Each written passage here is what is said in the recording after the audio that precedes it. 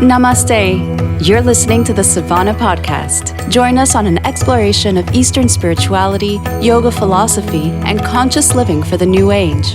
This podcast is a production of SavannahSpirit.com, where you can find a large selection of Om and yoga clothing, spiritual jewelry, and unique fair trade gifts from the Far East. Now here's your host, Ashton Subbo. Welcome everyone to the Savannah Podcast. I am Ashton Subbo, your host. Today we're going to be exploring what it means to live a spiritual life while still fully engaged in the world. Having spent a lot of time in and around conscious and spiritual communities, I've noticed a very unfortunate and disturbing trend of people over-rationalizing and disconnecting from their emotions and the human experience and calling it quote-unquote spiritual. Now, when people are interacting and someone starts to express an emotion or have a genuine human experience and feeling, it can often lead to someone telling them, like, oh, well, those are just your feelings or emotions. You need to be more spiritually evolved than that. Like somehow having emotions or feelings is in some way non-spiritual. That spirituality is somehow something removed from the typical human experience. Now, this is nothing new. People have been pulling this line for seemingly as far back as we can find. There have been people since the beginning of history that equate spirituality as something other than our typical human experience. There are plenty of people today and traditions today that unequivocally state that this life is an illusion, that we have, or that to live a spiritual life means living beyond somehow this life, living in some other realm of being that is unlike the human experience. Take Patanjali, for example, the author of the Yoga Sutras, and his philosophy. He believes there are two essential things, Prakriti and Purusha. Prakriti, matter, is an illusion. It doesn't actually exist. Everything you're experiencing in life right now is simply an illusion. It's the play of Maya. Purusha, or spirit, is the true reality. Purusha is entirely separate from Prakriti. They are not the same, they are not connected. And the whole purpose of Raja Yoga then is to overcome and transcend this illusory world of Prakriti, of matter, which is causing all of your suffering, and realize then Purusha, spirit. But Purusha is an experience entirely unlike the one that you have in your daily life. It's beyond it all. So if you're experiencing your body, having a human experience, then you're mired in illusion, you'll suffer. So get over it and realize Purusha. And that type of thinking tends to be dominant in many yoga communities, as well as many spiritual communities. Emotions are bad because they're part of your illusion, part of Maya. They're made up of this illusory stuff, Prakriti, and to be spiritual is to overcome them, get past them, get rid of them. Get over to Purusha somewhere over there, some other place. Now, that might work very well on a monastic path, but it's not something that works very well in the world, as it's denying a fundamental side of our existence as human beings. So then, how do we live what we could call a spiritual life while still engaged in our bodies with life, with emotions? And classical Tantra and Shaivism come in and offer us a different perspective. Instead of Prakriti and Purusha, they might use terms like Shiva and Shakti, which in some ways can be equated to the masculine and feminine principles of the universe. In this way, Shiva might relate to Purusha. Shiva is the beyond, the transcendent. He's beyond the mind, beyond time and space. And Shakti could be related to Prakriti, to energy, to matter. But these traditions put quite a different spin on it.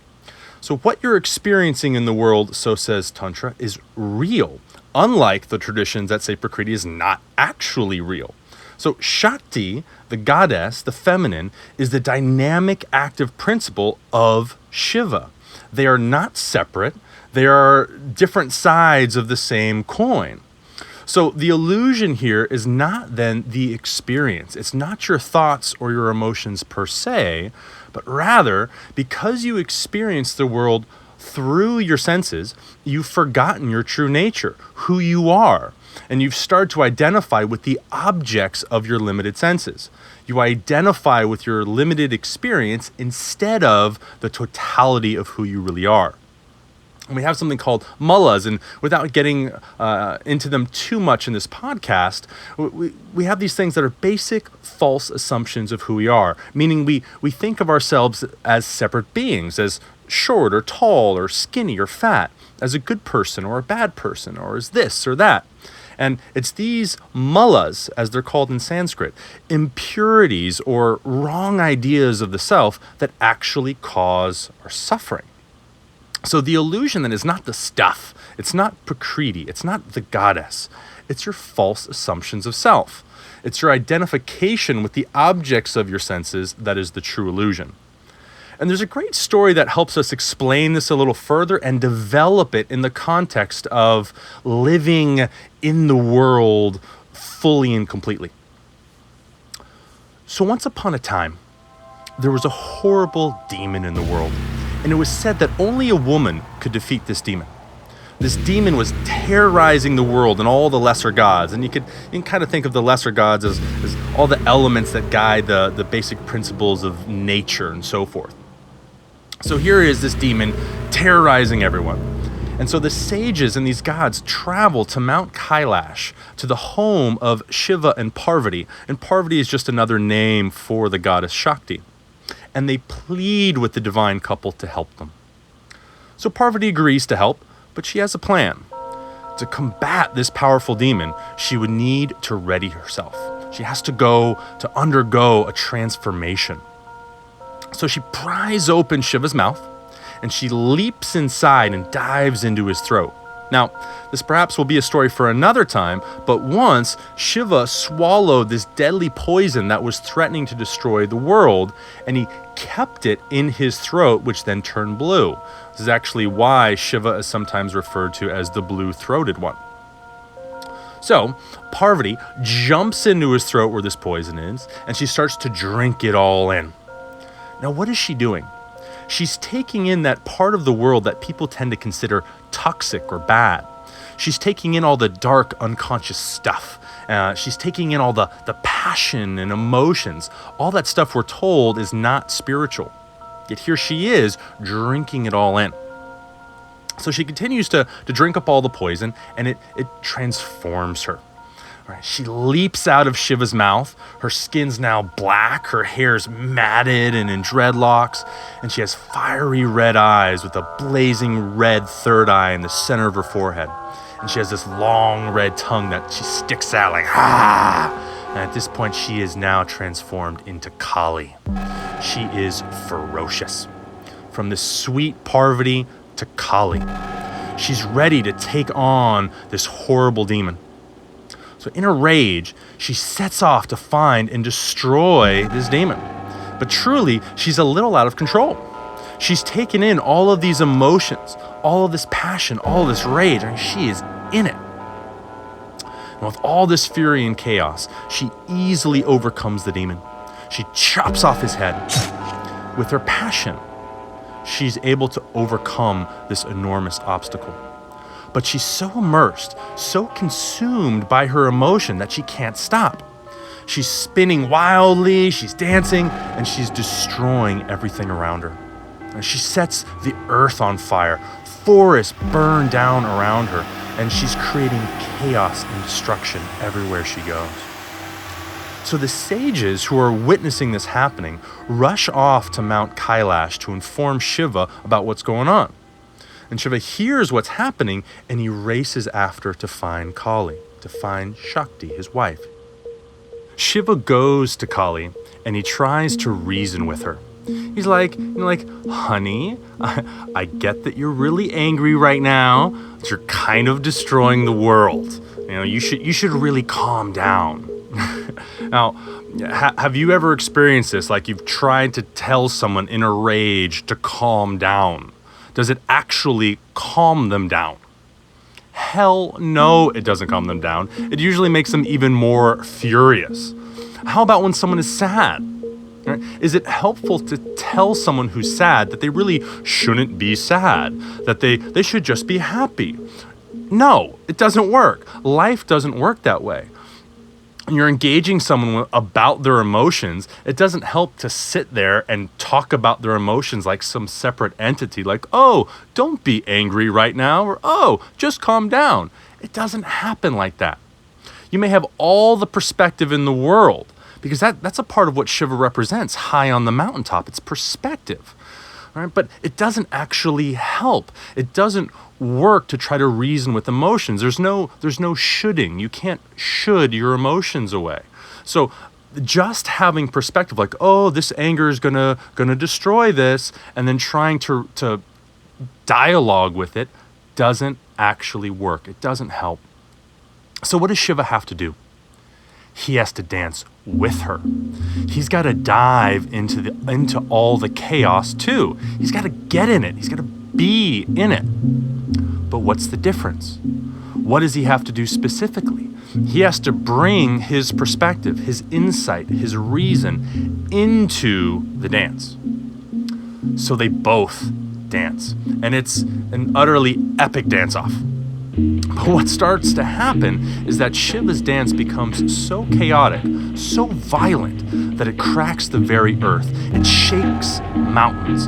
It even knocks the planets off of their orbits. Now, seeing the whole world being destroyed in front of her, Kali's passion for the world, for life, for everything in it, her love takes over. And she realizes what's happening.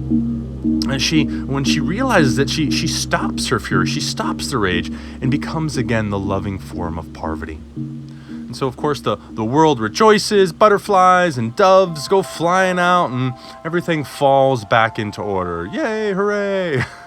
So, what then is the story telling us? What is it trying to communicate?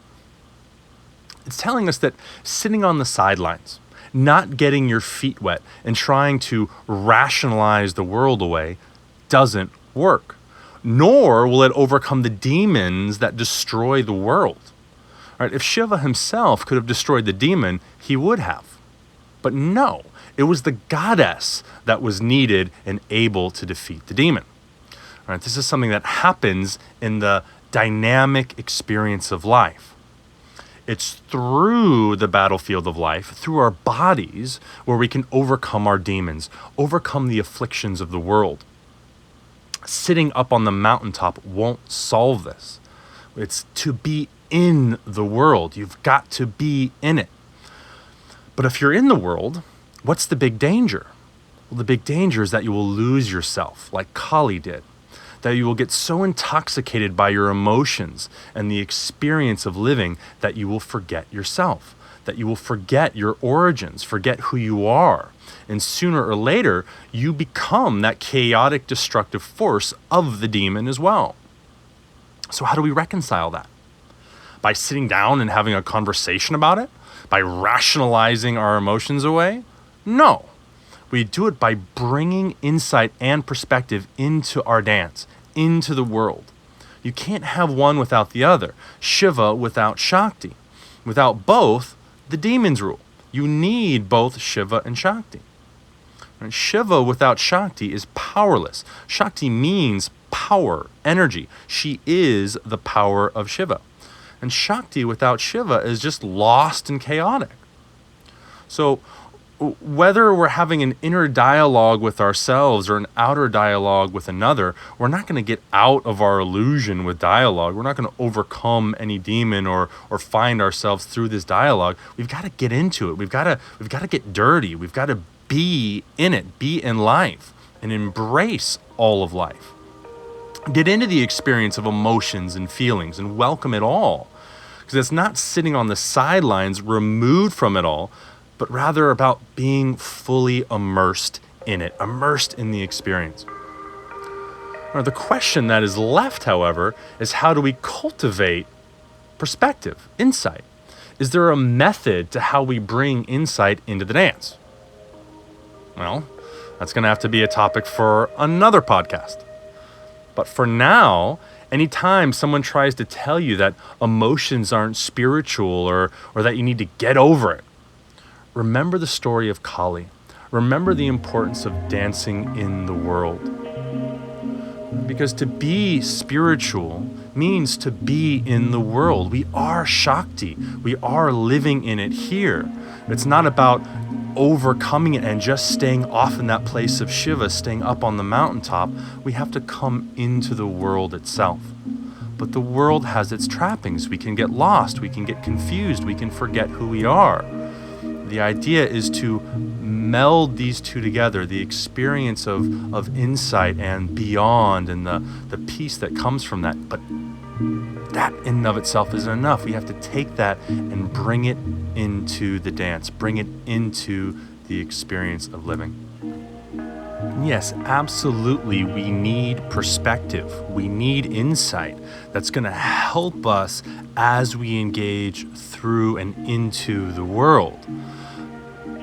But it's a harmonious experience. It's a dance. It's a togetherness. It's a back and forth. It's not an either or.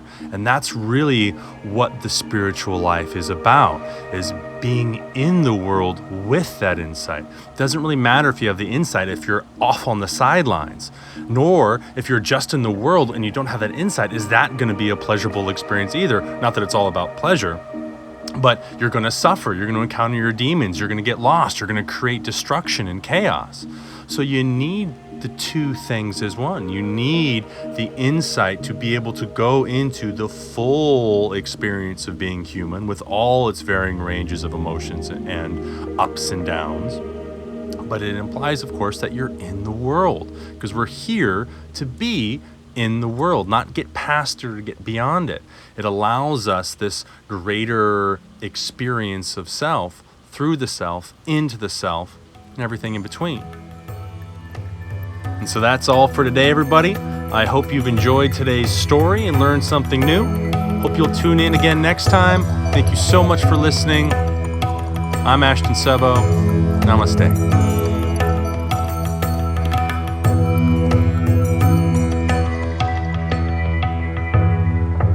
Hey everyone, if you enjoyed this episode, let us know by writing a review on iTunes. It's the only way that we know if we should keep producing more episodes like these. It also helps us attract new listeners to join us every week and spread the word of yoga, spirituality, and conscious living. Thanks so much for listening. Hope you'll join us again next week. You've been listening to the Savana Podcast. To find out more about Savana, go to savanaspirit.com or follow Savana on Facebook at facebook.com/Savana Spirit. For daily inspiration, check out our blog at savanaeast.com. Be sure to join us next week for a new episode, and thank you for listening to the Savana Podcast.